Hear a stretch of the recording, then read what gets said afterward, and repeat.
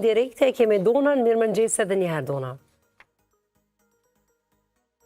Po Agnesa, po takohemi përsëri. Këtu pra meje kam Artina Mushiqi nga organizata The Foundation House, e cila do të na tregoj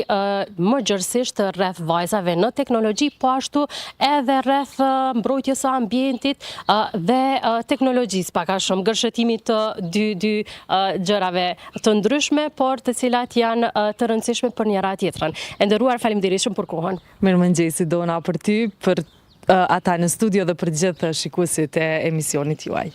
Faleminderit shumë. Me sot është edhe dita botërore e tokës. Sa ka rëndësi për organizatën e juaj aktivitetet që bëhen pikërisht për ditën e tokës, për ambientin, pra sa të kemi ambient sa më të pastër përmes teknologjisë? Atëherë Dona, organizata jonë ka disa vite që e ka integru në misionin edhe në strategjinë e saj edhe komponentën e mbrojtjes së ambientit.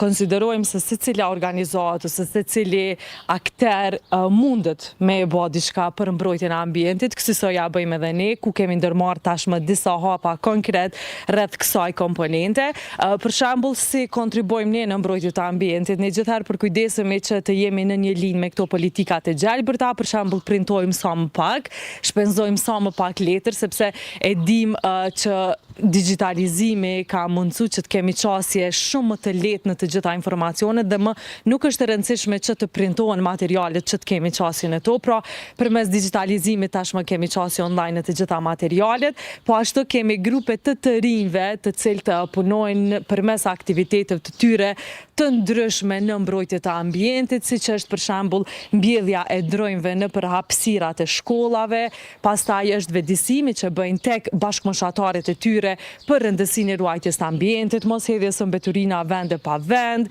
pastaj është edhe çështja tjetër e mbajtjes së ligjëratave disuese për rëndësinë e mbrojtjes së ambientit. Kësaj pra mundësohemi që këta të rinj të cilët janë të angazhuar në programet e The Foundation House organizatës të bëhen si avokues për mbrojtje të ambientit. Kështu që pavarësisht që jemi organizatë që fokusin e kemi në teknologji, gjithsesi që i kemi përfaqësuar dhe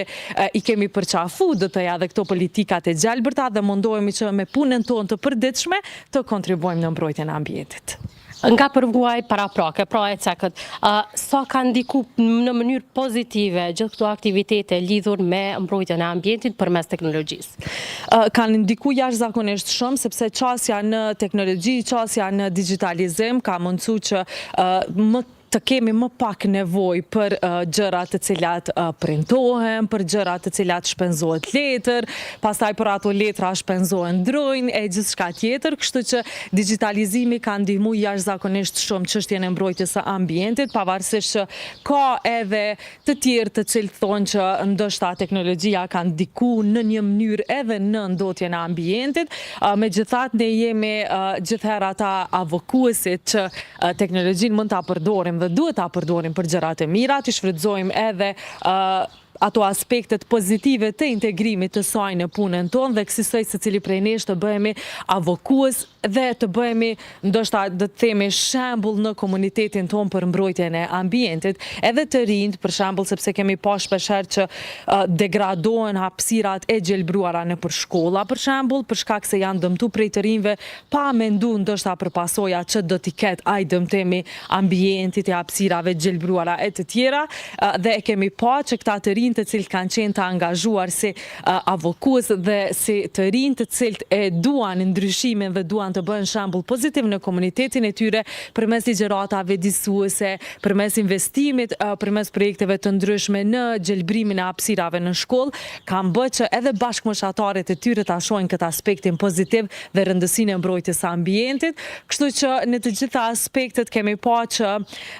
ndoshta jo vetëm tek teknologjia, por tek gjithçka është mënyra se si e sheh dhe janë ato prioritetet që duhet ja vëmë secili prej nesh vetes që të kontribuojmë sadopak në mbrojtjen e ambientit. ambientit, tek e fundit toka është planeti i të gjithëve pa dallim, kështu që sa më shumë që e ruajmë, aq më mirë do ta kemi, dhe sa më mirë që sillemi me të, aq më mirë edhe toka do të sillet ndaj nesh, sepse kemi pa që kohëve të fundit ka shumë edhe çështje të ndihshme sa i përket ndryshimeve klimatike e gjithçka, dhe ne konsiderojmë që secili prej nesh mundet me kontribu pozitivisht që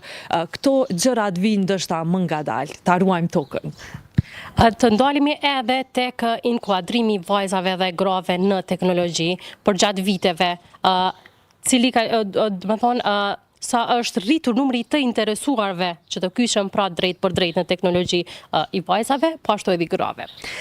Është rritur numri jashtëzakonisht shumë, kjo është një dhënë shumë pozitive edhe për neve, sepse kemi pa që ndoshta puna që kemi bë për me avoku, edhe për mi vedisu vajzat e reja për rolin e tyre vendimarrës në fushat e teknologjisë, ka bë që më në fund me u pa rezultati. Organizata The Foundation House ka 10 vite me radhë, kësi vjetë kemi edicionin jubilej të konferencës Vajzat në teknologji, e cila zakonisht organizohet në të enjtën e fundit të muajit prill. Këtë vit ka rastisur që t'jetë data 24 prill dhe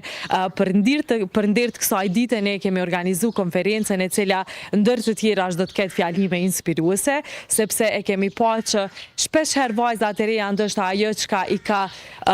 çka ju ka mungu që ta ndjekin një karrierë në fushën e teknologjisë ka qenë çështja e inspirimit dhe motivimit dhe ndjekja e shembujve të suksesshëm të grave në këto fusha. Këtë vit ndoshta si më kyçen do ta kemi këtë edicion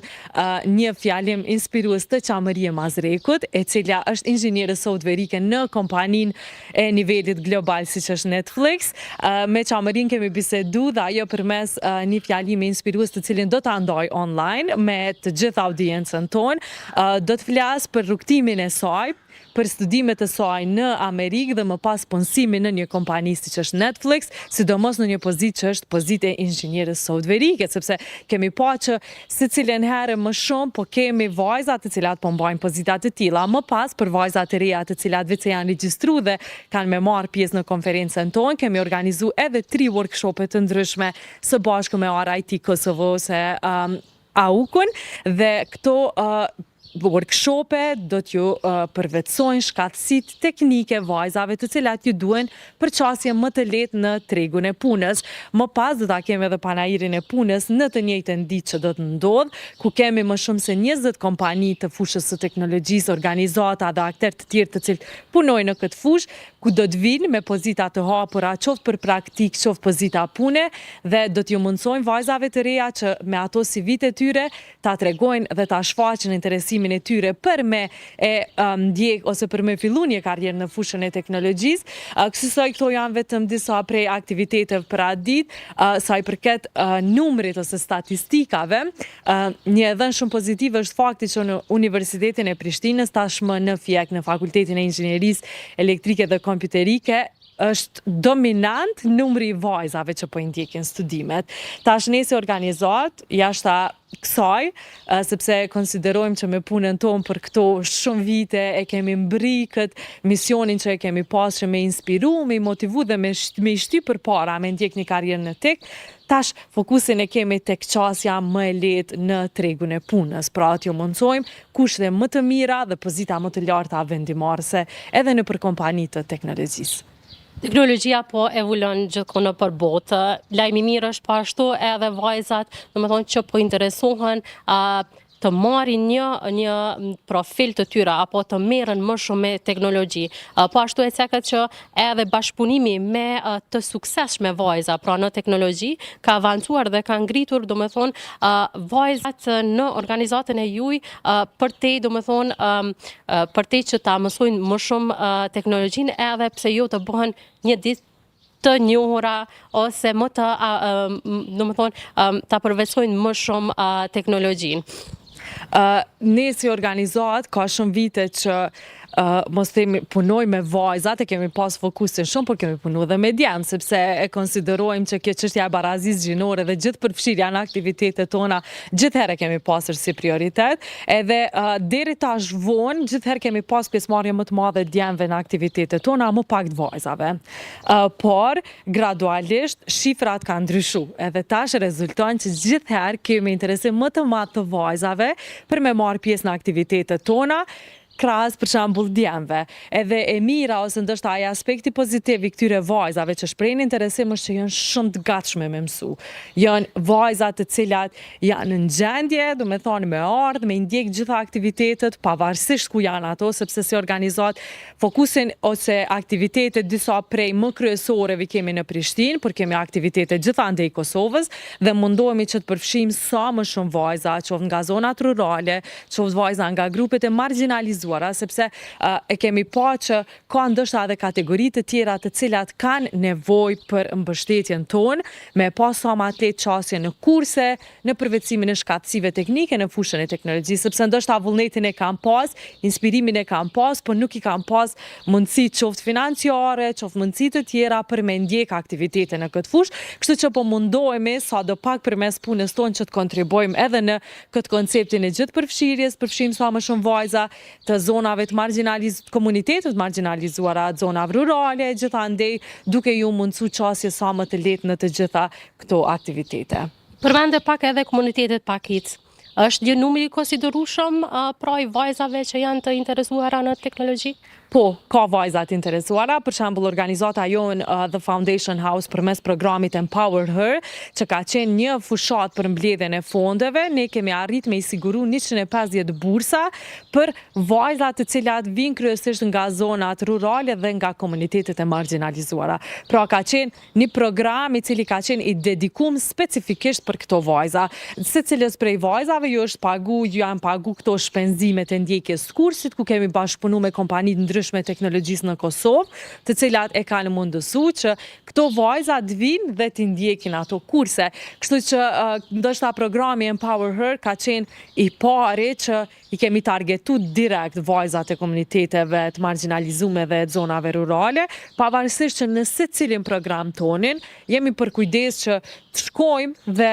t'jemi afër tyre dhe t'ju mundsojmë çastin e teknologjisë, sepse çastin e teknologji duhet ta kenë të gjithë pa dallim. Kemi pasur edhe një